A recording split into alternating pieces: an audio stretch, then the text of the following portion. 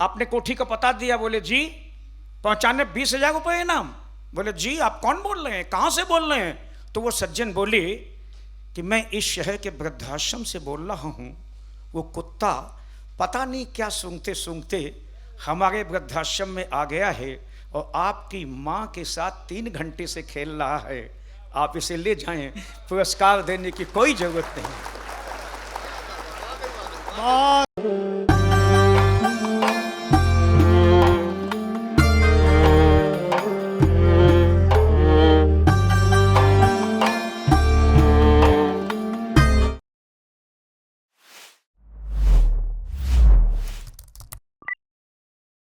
पत्रकार हैं, बहुत वरिष्ठ पत्रकार हैं, बहुत बड़े व्यंग्यकार हैं, जिनकी 20 पुस्तकें हैं और उनकी 20 विदेश यात्राएं हैं कविता को लेकर के। वो कृपया आए माइक पर और आप लोग ताली बजाकर आज के अध्यक्ष का स्वागत करें, डॉक्टर सुरेश अवस्थी। मैं आपका बिल्कुल ज़्यादा समय नहीं लूँगा, सिर्फ उतना ही समय लूँगा जितना मैं अपना समय आपको दूंगा। सही बात है, इससे अच्छा क्या हो। जगमग ने बहुत अच्छा पढ़ा। आप एक बार सर्वेश अस्थाना के लिए ताली बजा दीजिए। ये तालियां मैंने इसलिए बजवाई कि श्री राम नाम के आईने में जितनी ईमानदारी से इन्होंने अब तक के बिताए हुई जिंदगी का अपना सदचरित्र देखा है और स्वीकार किया है, वो निश्चित रूप से एक साहस का काम है, हिम्मत का काम है। इतनी साफगोई से माइक सामने आके कहना और फिर ये संकल्प लेना कि इन सब से हट के हम फिर नई जिंदगी शुरू करेंगे। हे भगवान श्री राम, तब मैं आपके ऊपर कविता लिखूंगा। ये बड़ा काम है। आइए मैं कुछ टिप्पणियाँ करता हूँ और आगे बढ़ता हूँ। ये निरंतर नीरज, माननीय नीरज जी को समर्पित कार्यक्रम है। पहली 4 पंक्तियाँ मैं श्रद्धेय नीरज जी तक पहुँचाना चाहता हूँ। बहुत साथ रहा, बहुत कवि सम्मेलन साझा किए, यात्राएं की, कई साक्षात्कार लिए, छापे भी, इसलिए पहली 4 पंक्तियाँ सुनिएगा। और ये कहता हूं कि वो खास से भी खास में भी खास रहते हैं। तस्वीर देखिए उनकी ऊपर लगी कि वो खास से भी खास में भी खास रहते हैं। उनके होने के सदा एहसास रहते हैं, उनके होने के सदा एहसास रहते हैं। नाम लेते ही आती है गीत की खुशबू, वो दूर रहकर भी हमेशा पास रहते हैं। वाह क्या बात है, वाह वाह वाह वाह वाह। देखिए वो दूर रहकर भी हमेशा पास रहते हैं। भगवान श्री राम की बात चली तो मैं सिर्फ एक दोहा पढ़ता हूं। स्वागत। भगवान श्री राम मिलेंगे कैसे? एक अभ्यास होना चाहिए। वो अभ्यास क्या कि भुजा भुजा लक्ष्मण बसें। भुजा भुजा लक्ष्मण बसें, सेवा भाव जी सुनिएगा ध्यान से। भुजा भुजा लक्ष्मण बसें, सेवा भाव। और भरत बसे है धाम त्याग। भुजा भुजा लक्ष्मण बसे, भरत बसे है धाम। शबरी समझो भक्ति हो, स्वयं मिलेंगे राम। वाह। सबरी समझो भक्ति हो, स्वयं मिलेंगे राम। बहुत सबरी अच्छा, समझो वाह। भक्ति हो, स्वयं मिलेंगे राम। और मैं अपना अभ्यास बताता हूं आपके। वो अभ्यास ये बताता हूं कि मन की सूनी स्लेट पर जब लिखा श्री राम। वाह।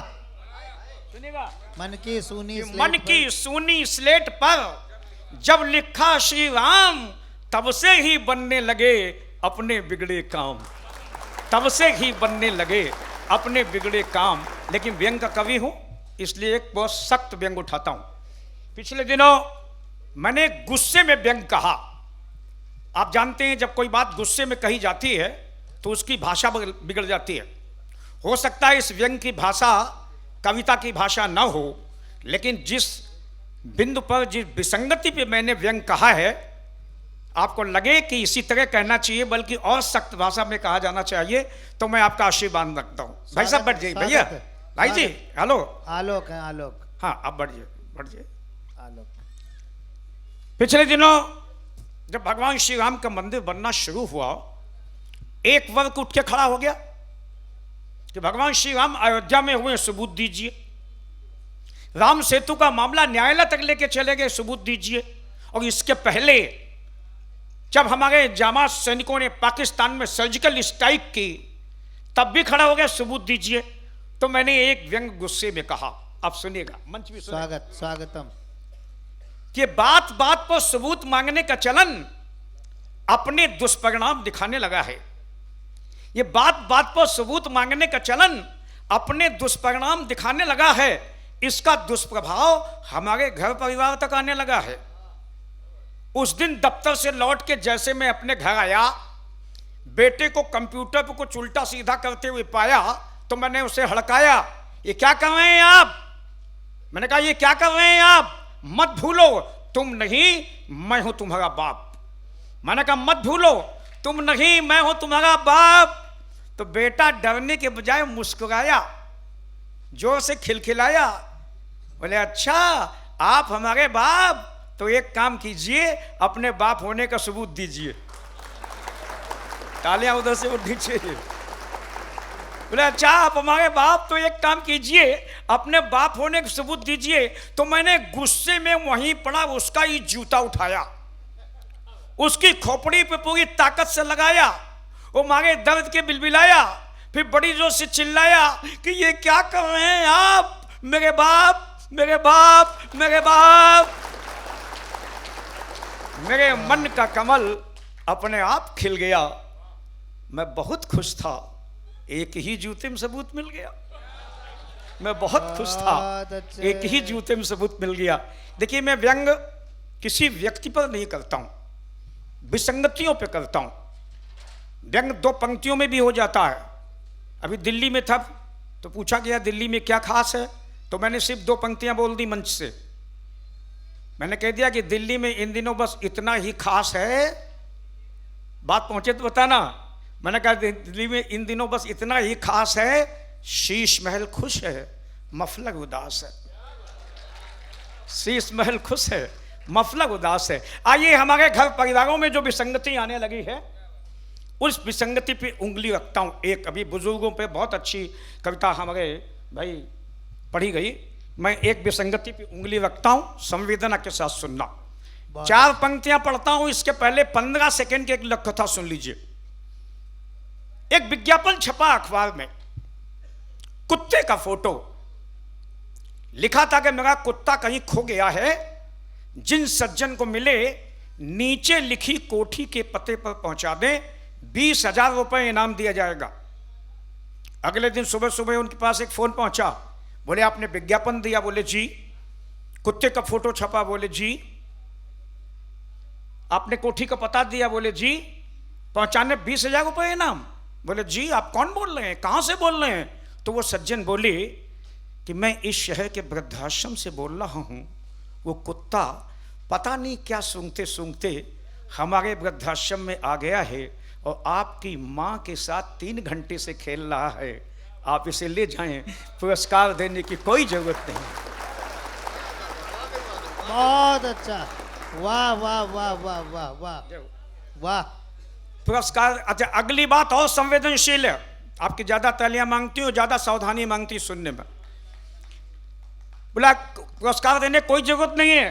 फिर वो सज्जन बोले दोस्त सच बात तो ये है कि 3 महीने पहले आप अपनी बुजुर्ग माँ को हमारे वृद्धाश्रम में छोड़ के गए थे। तब से ये पहला मौका है कि कुत्ते के आने के बाद 3 महीने में पहली बार कुत्ते के साथ खेलते हुए 3 महीने में पहली बार माँ मुस्कुराई है, उसके चेहरे पर चमक आई है। वाह। जब हम बुजुर्गों को बोझ समझ के वृद्धाश्रम भेजने लगे और इतने आधुनिक हो जाएं, कुत्ते के खोने का विज्ञापन देने लगे, तो 4 पंक्तियां अपील की तौर से पढ़ता हूं। मैंने कहा कि अपनी ख्वाहिश के परिंदे पे निशाना रखना, जो कुछ पाना चाहते हैं पूरी मेहनत कीजिए, अचीव कीजिए, लेकिन कहीं ऐसा ना हो मुट्ठी में बंद बालों की तरह संस्कारों की कोई चीज फिसल जाए और पूरी जिंदगी पछताना पड़े। भारतवर्ष के अपने पूर्व राष्ट्रपति APJ अब्दुल कलाम साहब ने एक बहुत बड़ी बात कही थी। उन्होंने कहा था कि सपने वो नहीं होते जो सोने पे आते हैं, सपने वो होते जो हमें सोने ही नहीं देते। सच बात है। एक पंक्ति ने हमारे ये मंची ने एक पंक्ति जोड़ी इसमें जो साथ ले जाने वाली है। उन्होंने कहा सपने वो नहीं होते जो सोने पे आते हैं सपने वो होते जो हमें सोने ही नहीं देते, और हमारा मंच कहता कि अपने वो नहीं होते जो रोने पे आते हैं, अपने वो होते जो हमें रोने ही नहीं देते। वाह, बहुत अच्छे। अब्दुल कलाम साहब बड़ी सोच के व्यक्ति थे। मैं भावुक हो रहा हूँ इसलिए क्योंकि मैं उन भाग्यशाली लोगों में हूँ जिन्हें अब्दुल कलाम साहब से बात करने का, इंटरव्यू करने का मौका मिला। नाम आया तो एक बहुत छोटी सी 1 मिनट की, आधे मिनट की घटना बताता हूँ, कितनी बड़ी सोच के व्यक्ति थे। फिर मैं जोड़ता हूँ आपको। IIT में आए, कॉरिडोर में चल रहे थे, अचानक पांव फिसला, गिर पड़े। मोबाइल में अभी फोटो मेरे पास सुरक्षित है। पीछे पीछे जो लोग चल रहे थे आसपास, उन्होंने उठाने की कोशिश की तो बोले no no no no no no no no, don't touch, don't touch. लोग पीछे हटे, उठे, चल पड़े। चलते चलते IIT के डायरेक्टर ने पूछा कि सर, हम आपको सहयोग करने, सहारा देने की कोशिश कर रहे थे, आपने कह दिया डोंट टच। अब बात सुनना, जो अब्दुल कलाम साहब ने जवाब दिया, बहुत बड़ा जवाब था, मैं आज तक रोमांचित होता हूँ। बोले आपने डोंट टच कह दिया। कलाम साहब मुस्कुराए और जो उन्होंने अंग्रेजी में कहा उसका हिंदी अनुवाद ये है, मंच भी सुने जी। उन्होंने कहा, एक बात ध्यान रखिए, जिंदगी के, जीवन के किसी भी क्षेत्र में अपनी असावधानी से, गलती से या कमजोरी से गिर जाएं तो अपनी ताकत से उठें, दोबारा गिरने के चांस समाप्त हो जाते हैं। बहुत अच्छा, वाह वाह, बहुत अच्छा, बहुत। तो मैंने कहा कि अपनी ख्वाहिश के परिंदे पर निशाना रखना और जिंदगी का जो सफर है वो सुहाना रखना, जिंदगी का जो सफर है वो सुहाना रखना, और घर को होटल की तरह खूब सजाना, लेकिन दिल के महलों में बुजुर्गों का ठिकाना रखना। दिल के महलों में बुजुर्गों का ठिकाना रखना। और मैंने कहा कि हमको बनावटी लोगों के व्यवहार नहीं अच्छे लगते। इस बाजारवाद ने, प्रगतिवाद ने, सोशल मीडिया ने इतना बनावटी बना दिया कि पूछिए मत। ऊपर वाले माले में बेटा और बहू, नीचे वाले में बुजुर्ग माता पिता, बिल्कुल व्यवस्था ठीक। बुजुर्गों को सीढ़ियाँ न चढ़नी पड़े। लेकिन माफ़ करना, हम इतने बनावटी हो गए। सुबह सुबह बेटे ने फ़ोन उठाया, व्हाट्सएप पे एक मैसेज किया, good morning mom, good morning dad. माँ मॉम हो गई, पिता डैड हो गए। अरे भाई, 15 सीढ़ियाँ सुबह सुबह नीचे उतर के माँ पिता के सामने जाके उनके पाँव पे ये उंगलियाँ रख के उनके जीवन भर की तपस्या की ऊष्मा अपनी उंगलियों में उतार के अगर हर सुबह आप माथे से लगा लें तो कोई तीर्थ यात्रा की जरूरत नहीं होती। भाई वाह वाह वाह वाह, बढ़िया बात है, वाह वाह। तब मैंने कहा कि हमको बनावटी लोगों के, महसूस करना भीतर से कि हमको बनावटी लोगों के व्यवहार नहीं अच्छे लगते। ईमान जहां बिक जाए वो बाजार नहीं अच्छे लगते। ईमान जहां बिक जाए वो बाजार नहीं अच्छे लगते। यूं तो दुनिया की चकाचौंध सबको लुभाती है, लेकिन घर में बुजुर्ग ना हो तो त्योहार नहीं अच्छे लगते। बहुत अच्छा, वाह, ये सही बात है, बिल्कुल सच्ची बात है। घर में बुजुर्ग ना हो तो त्योहार नहीं अच्छे लगते। घर में बुजुर्ग ना हो तो त्योहार नहीं अच्छे लगते। अफजल भाई बहुत अच्छा, जय हो जय हो। बहुत सुंदर। अभी बेटियों के लेके बात कही गई, मैं कुछ कहना चाहता हूं। एक सवाल उठाया अभी हमारे किसी मित्र ने कविता पढ़ते पढ़ते कि बेटियां इतनी मजबूत होनी चाहिए, बेटियों के साथ इतना अन्याय क्यों? जब मन को टटोल के देखना, बात सच्ची लगे तो मुझे बिल्कुल आशीर्वाद की तालियां देना। आखिर ये विसंगति बेटियों को लेके आई क्यों? कहा गया, अब ये आपने शायद कहा था कि बेटी बचाओ नारा खत्म होना चाहिए। आजादी के 75 साल बाद भी अगर ये नारा लिखा मिलता है बेटी बचाओ, तो आत्ममूल्यांकन करने की जरूरत है कि गलती कहां हुई। बिल्कुल 4 पंक्तियां पढ़ता हूं, विसंगति पकड़ लेना तो मुझे बताना अपनी तालियों से कहां गलती हुई। मैंने कहा कि सोच छोटी रख, खुद का बेड़ा गर्क मत करना। सामने भी बेटियां बैठी हैं, मंच पे भी एक बेटी बैठी। मैंने कहा सोच छोटी रख, खुद का बेड़ा गर्क मत करना, और स्वप्न में भी किसी के स्वर्ग को नरक मत करना।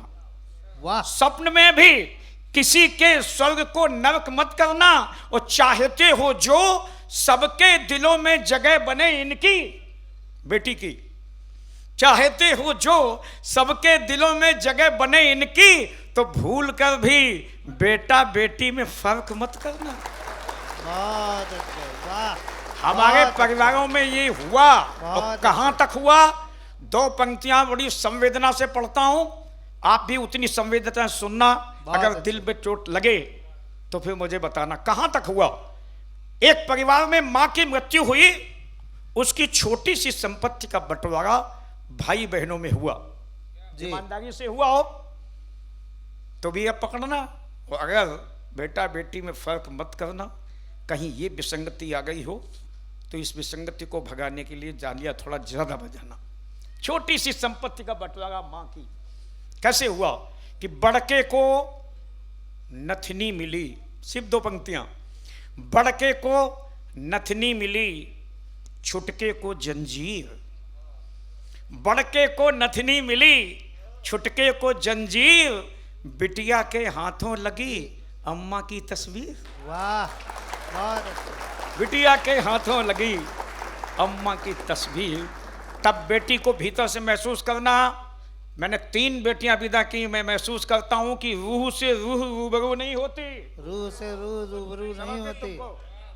रूह से रूह रूबरू, कि रूह से रूह रूबरू नहीं होती। फूल होते हैं, खुशबू नहीं होती। वो घर नहीं जंगल जिसमें बेटी या बहू नहीं होती। बहुत अच्छे। जिसमें बेटी या बहू नहीं। 1 करोड़ रुपए का मकान बना के खड़ा कर लीजिए, जब तक किसी घर की बेटी विदा होके नहीं आती वो मकान रहता है, घर नहीं बन पाता।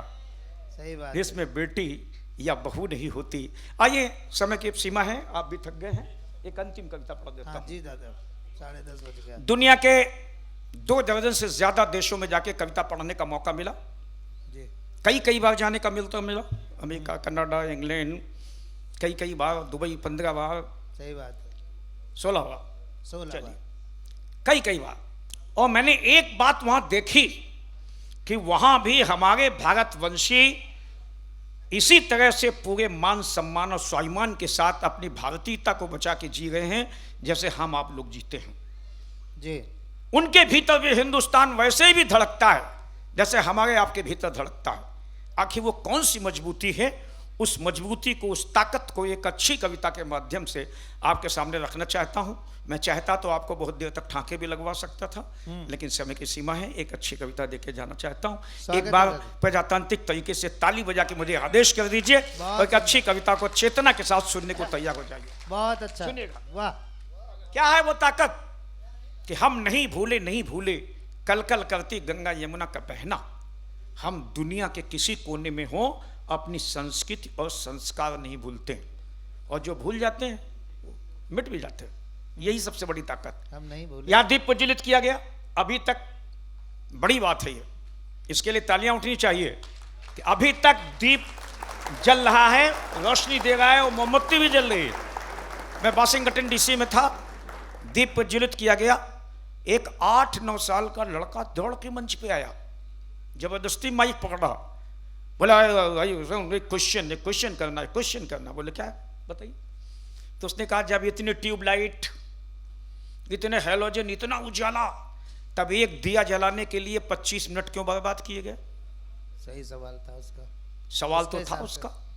सन्नाटा।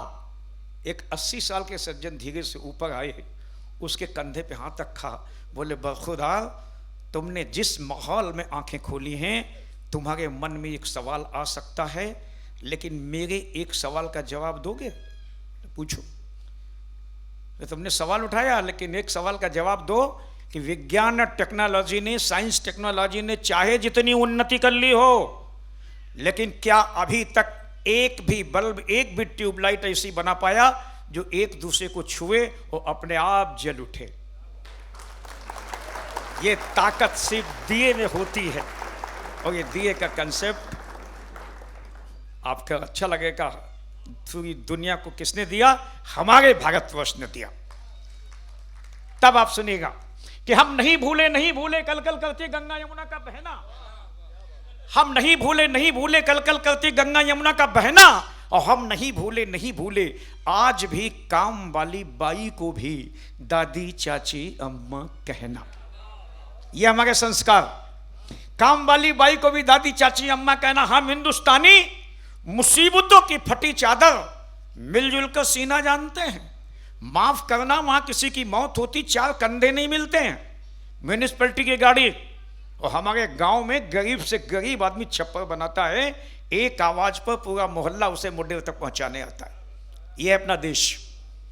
तो मैंने कहा कि हम नहीं भूले नहीं भूले कल कल करते गंगा यमुना का बहना, हम नहीं भूले नहीं भूले काम वाली बाई को भी दादी चाची अम्मा कहना। हम हिंदुस्तानी मुसीबतों की फटी चादर मिलजुल कर सीना जानते हैं, और हम भगवान शिव शंकर के वंशधर खुद को बचाने के लिए नहीं, पूरी दुनिया को बचाने के लिए खुद जहर पीना जानते हैं।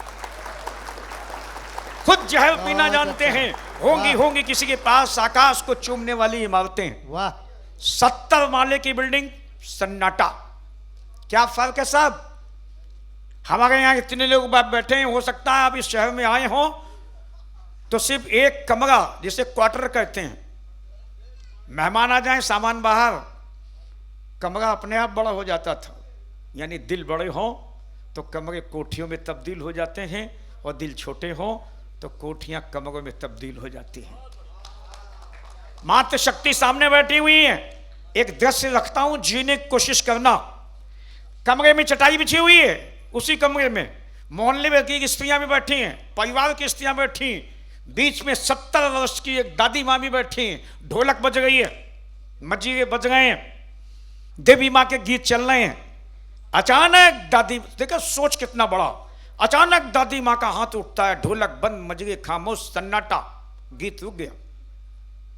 दादी माँ अपना चश्मा उतारती हैं और धोती के पल्लू से आंखों के कोरों में फंसे हुए आंसू पोंछती हैं, और भरे गले से बोलती हैं, काश वो बस्ती सी छोटी वाली भी दोनों बच्चों के साथ आ जाती तो घर कितना भरा पूरा हो जाता। यह है हिंदुस्तान।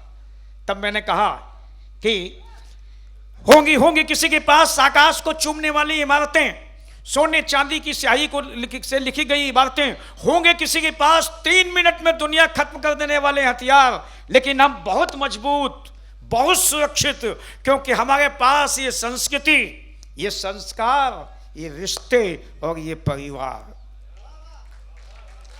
और ये परिवार, भैया 3 मिनट बैठ जाओ सिर्फ, भाई जी हेलो, सिर्फ 3 मिनट, अंतिम टुकड़ा पढ़ रहा हूँ, अच्छा नहीं लग रहा? हाँ अंतिम टुकड़ा है।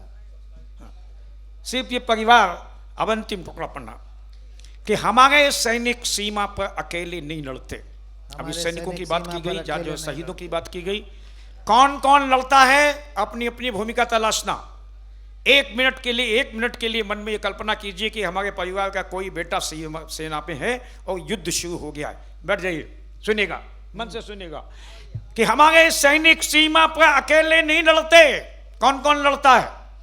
हमारे सैनिक सीमा पर अकेले नहीं लड़ते, उनके साथ बहन की राखी, भाई की भुजाएं, माँ का आंचल, पिता की पगड़ी, दादी की दुआएं, बाबा का बेत, बच्चों की किलकारियां और पत्नी के सिंदूर के साथ साथ पूरा देश लड़ता है।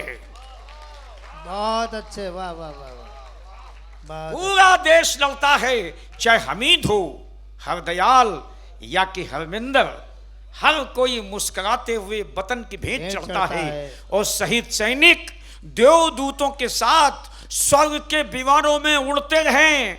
दुनिया में भारत एक ऐसा देश है जहां शहीदों की चिताओं पर हर वर्ष मेले जुड़ते हैं। बहुत अच्छे, वाह। एक दृश्य जीने की कोशिश करना, सिर्फ 4-6 पंक्तियां बची।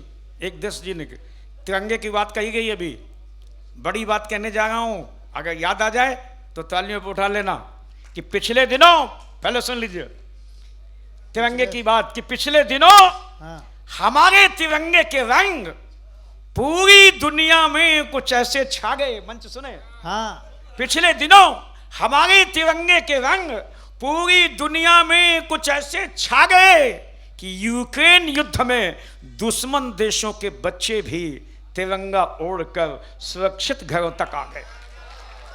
बहुत अच्छे आ गए। तिरंगा ओढ़कर सुरक्षित घरों तक आ गए। और अंतिम पंक्तियों से पहले की दो पंक्तियां, इसलिए सुन ले दुनिया, अब कोई हमारे प्रगति के पहियों को उल्टी तरफ मोड़ नहीं सकता।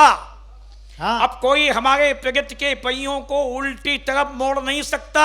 हम बहुत मजबूत हैं, बहुत। हम एक हैं, एक।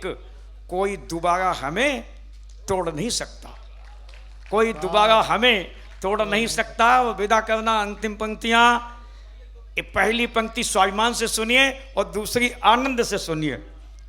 कोई हमें तोड़ नहीं सकता। आज दुनिया के सबसे बड़े दादा अमेरिका को भी भारत की अगवानी में कालीनों पर फूलों को बिछाना पड़ता है। वाह, आज अमेरिका को भी भारत की अगवानी में कालीनों पर फूलों को बिछाना पड़ता है। और जिसे कभी वीजा देने से मना किया था, उसे जीजा कह के बुलाना पड़ता है। वाह, बहुत बहुत धन्यवाद। बोलिए भारत माता की, भारत माता की। वंदे बहुत अच्छे, वंदे। बहुत अच्छे। बहुत बहुत धन्यवाद, बहुत बहुत आभार।